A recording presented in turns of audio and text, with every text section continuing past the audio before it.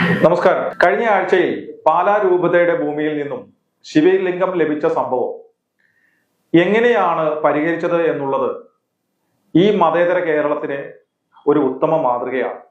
അതിനെക്കുറിച്ചാണ് ഔട്ട്സ്പോക്കൺ ഈ ലക്കത്തിൽ പറയുന്നത്.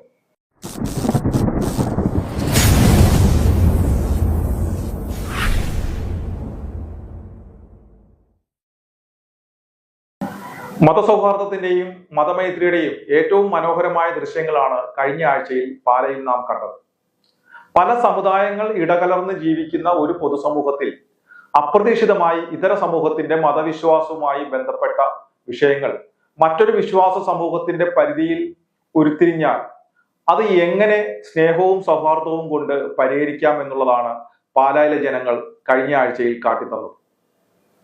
വളരെയധികം പ്രോത്സാഹിപ്പിക്കേണ്ടതും അഭിനന്ദിക്കേണ്ടതുമായ ഈ വിഷയം പക്ഷെ ഇവിടുത്തെ മുഖ്യധാര മാധ്യമങ്ങളെല്ലാം തന്നെ തമസ്കരിക്കുകയാണ് ഉണ്ടായത്. അവർ ഒരു തരത്തിലും ഇത് വിഷയമാക്കുവാൻ വേണ്ടിയിട്ട് അവർ വാർത്ത പ്രസിദ്ധീകരിച്ചതൊഴിച്ചാൽ ഈ വിഷയം എങ്ങനെ പരിഹരിച്ചു എന്നുള്ളതിനെ കുറിച്ച് ഒരു വരി പോലും അവർ പരാമർശിച്ച് എവിടെയും കണ്ടില്ല. പകരം യാഥാർത്ഥ്യങ്ങളുമായി ഒരു ബന്ധവും ഇല്ലാത്ത ഊഹാപോഹങ്ങൾ അടിച്ചിറക്കി വിശ്വാസികളുടെ മനസ്സിൽ തെറ്റിദ്ധാരണയും പകയും വൈരാഗ്യവും വളർത്തുന്ന രീതിയിലുള്ള വ്യാജ വാർത്തകളാണ് ഈ പുരോഗമന കേരളത്തിലെ പ്രബുദ്ധ മാധ്യമങ്ങളൊക്കെയും ജനങ്ങളിലേക്ക് നൽകിയത്. കഴിഞ്ഞ വ്യാഴാഴ്ചയാണ് അരമനയുടെ കീഴിലുള്ള തരിശ് ഭൂമി കൃഷി ആവശ്യത്തിനായി JCB കൊണ്ട് വൃത്തിയാക്കുവാൻ സഭാ നേതൃത്വം തീരുമാനിച്ചത്. അങ്ങനെ നിലത്തുള്ള പാറക്കെട്ടുകളും ചെറു കുന്നുകളും ഒക്കെ JCB കൊണ്ട് നീക്കം ചെയ്യുമ്പോഴാണ് അക്കൂട്ടത്തിൽ നിന്നും മണ്ണിളക്കിയപ്പോൾ ഭൂമിക്കടിയിൽ നിന്നും ഒരു ശിവലിംഗവും പാർവതി ദേവിയുടെ ഒരു ചെറിയ വിഗ്രഹവും ഒരു സോപാനക്കല്ലും കിട്ടുന്നത്. ഈ സംഭവം അവിടെ പണിയെടുത്തുകൊണ്ടിരുന്ന ആളുകൾ അരമനയിൽ അറിയിക്കുകയും അവിടുത്തെ ഹൃദയവിശാലതയുള്ള പുരോഹിതർ ഈ വിഷയം അടുത്തുള്ള മെല്ലപ്പാട് ദേവീ ക്ഷേത്രത്തിലെ ഭാരവാഹികളെ വിളിച്ച് അറിയിക്കുകയാണ് ഉണ്ടായത്. അങ്ങനെ വിളിച്ചറിയിക്കാനുണ്ടായ കാരണം എന്ന് പറയുന്നത് പ്രസ്തുത സ്ഥലം കൂതപ്പാട് ഇല്ലം എന്ന് പറയുന്ന ഒരു നമ്പൂരിമാരുടെ സ്ഥലമായിരുന്നു. അവരുടെ കുടുംബക്ഷേത്രമായ തണ്ടലത്ത് മഹാദേവ ക്ഷേത്രമാണ് അവിടെ ഉണ്ടായിരുന്നത്. പിന്നീട് ഈ ഇല്ലത്തിന്റെ സ്വത്തുക്കൾ ഭാഗം വെച്ച് പിരിഞ്ഞപ്പോൾ അവസാനം ഈ വസ്തു ഒരു കൂട്ടർക്ക് കിട്ടുകയും അവർ പലർക്കായി വിൽക്കുകയും ചെയ്തു. അങ്ങനെ ക്ഷേത്രം പരിപാലിക്കാൻ ആരും ഇല്ലാതിരുന്നത് കൊണ്ട് അവിടെ ഉണ്ടായിരുന്ന മൂർത്തികളെ അന്നത്തെ ദേവപ്രശ്നത്തിന്റെ തീരുമാനപ്രകാരം മെല്ലപ്പാട് ദേവീ ക്ഷേത്രത്തിലേക്ക് മാറ്റി പ്രതിഷ്ഠിക്കുകയാണ് ഉണ്ടായത്. ഈ വിവരങ്ങൾ അവിടുത്തെ പരിസരവാസികൾക്കും അറിയാം, ഇതിനെക്കുറിച്ച് പാലാ രൂപതാ നേതൃത്വത്തിനും അറിയാം.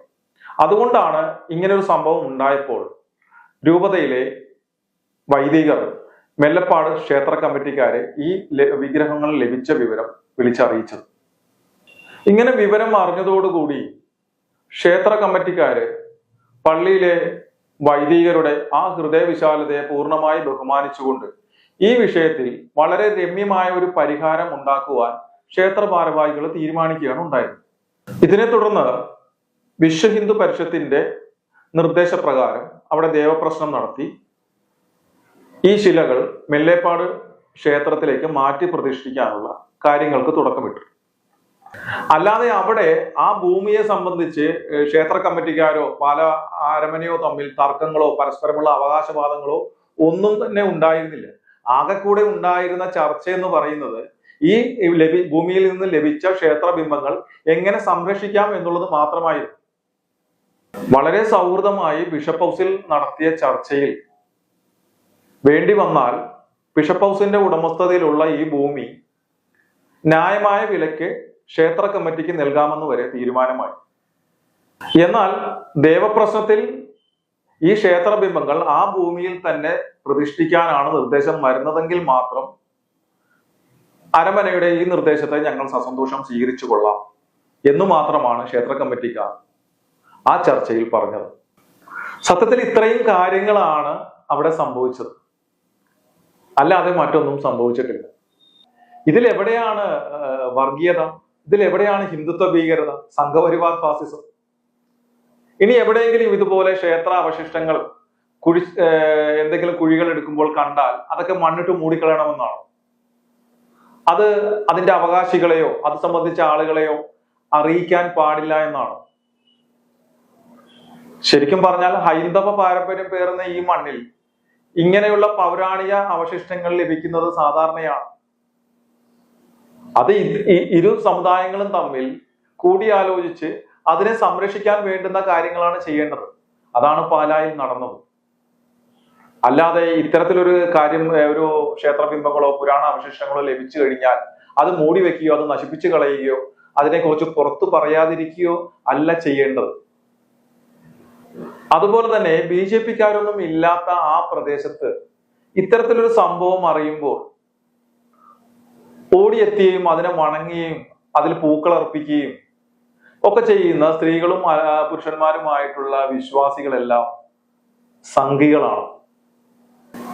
ഇപ്പോ ഞാൻ നടന്നു പോകുന്ന വഴിയിൽ, അത് പൊതുസ്ഥലമായാലും ഇനി ക്ഷേത്രത്തിന്റെ പറമ്പായാലും, അവിടെ ഒരു മണ്ണിലൊരു കുരിശുരൂപമോ അല്ലെങ്കിൽ ഒരു കൊന്തയോ കിടക്കുന്നത് കണ്ടാൽ ഞാൻ ആദ്യം അതിനെ തൊട്ട് വന്നിച്ചിട്ട് ഞാനത് എടുക്കും. ഇനി പോകുന്ന വഴിയിൽ എവിടെയെങ്കിലും ഒരു മരക്കുരിശ് ഏതെങ്കിലും ഒരു പ്രദേശത്ത് ആളില്ലാത്ത സ്ഥലത്തോ ഒരു നാട്ടിയിരിക്കുന്നത് കണ്ടാൽ ഞാൻ അതിനെ തൊട്ട് വണങ്ങും. ഇത് തന്നെയാണ് അവിടെ ഒരു ശിവലിംഗം ലഭിച്ചപ്പോൾ പരിസരവാസികളായ ഭക്തജനങ്ങൾ ചെയ്തത്. അതൊന്നും ആരുടെയും നിർദ്ദേശത്തെ വകവയ്ക്കാതെ ആ ഭൂമിയിലേക്ക് അതിക്രമിച്ച് കയറി ചെയ്തതല്ല. മറിച്ച് ആ ഭൂമിയുടെ ഉടമസ്ഥരായ പാലാ രൂപതാ നേതൃത്വത്തിന്റെ അറിവോടും അനുമതിയോടും കൂടി തന്നെയാണ് ഭക്തജനങ്ങൾ അവരുടെ സ്വന്തം നിലയിൽ അവിടെ തിരിതെളിച്ചതും പൂക്കളർപ്പിച്ചതും. ഇതിലൊന്നിലും ഭൂമിയുടെ ഉടമസ്ഥരായ പാലാ രൂപതയ്ക്കോ അല്ലെങ്കിൽ അവിടുത്തെ ക്ഷേത്ര കമ്മിറ്റിക്കാർക്കോ അല്ലെങ്കിൽ അവിടുത്തെ മറ്റു ഹൈന്ദവ സംഘടനക്കോ ആർക്കും പ്രശ്നമില്ല. പരിസരവാസികൾക്കും പ്രശ്നമില്ല. പ്രശ്നം മുഴുവൻ മറ്റുള്ളവർക്കാണ്. ചിലർ ചോദിക്കുന്നു, പാലാ ബിഷപ്പിന് ദേവപ്രശ്നത്തിൽ വിശ്വാസമുണ്ടോ? ചോദിക്കുന്നത് മറ്റാരുമല്ല, കുറച്ച് കോൺഗ്രസ്സുകാരും കേരള കോൺഗ്രസ്സുകാരുമായിട്ടുള്ള ക്രിസ്ത്യാനികളാണ്. പാലാ ബിഷപ്പിന് ദേവപ്രശ്നത്തിൽ വിശ്വാസം ഉണ്ടായിട്ടല്ല, മറിച്ച് ദേവപ്രശ്നത്തിൽ വിശ്വാസമുള്ളവരുടെ വിശ്വാസത്തെ ബഹുമാനിക്കുകയാണ് പാലാ രൂപതാ നേതൃത്വം ചെയ്തിരിക്കുന്നത്. അതാണ് യഥാർത്ഥ മതസൗഹാർദ്ദത്തിന്റെ ഉദാത്ത മാതൃക എന്ന് പറയുന്നത്. അതുപോലെ വേറെ ചിലർ ചോദിക്കുന്നു, അത് ക്രിസ്ത്യാനികൾ തന്നെയാണ്. വിശ്വാസികളോട് ആലോചിച്ചിട്ട് വേണമായിരുന്നു അതിലൊരു തീരുമാനമെടുക്കാൻ. പിന്നെ ഇവിടുത്തെ കേരളത്തിലെ എല്ലാ രൂപതകളുടെയും ഭൂമികളുടെയും സ്ഥാപനങ്ങളുടെ എല്ലാ വിഷയവും പരിഹരിക്കുന്നത് വിശ്വാസികളോട് അഭിപ്രായം ചോദിച്ചിട്ടാണ്. കഷ്ടം. ഇതിലൊക്കെ എന്താ സംഭവിച്ചെന്ന് പറഞ്ഞാൽ, ഇതൊരു വലിയൊരു പ്രശ്നമാക്കി മാറ്റി ഇവിടെ ഒരു കുത്തിത്തിരിപ്പ് ഉണ്ടാക്കി അതിൽ നിന്ന് രാഷ്ട്രീയ മുതലെടുപ്പ് ഉണ്ടാക്കാമെന്ന് കരുതിയിരുന്നവരുടെ എല്ലാ സ്വപ്നങ്ങളും തകർന്നു പോയി എന്നുള്ളതാണ്. അതിലുണ്ടായ ഇച്ഛാഭംഗത്തിൽ നിന്നാണ് ഇത്തരത്തിലെ ചോദ്യങ്ങളൊക്കെ ഉയർന്നു വരുന്നത്.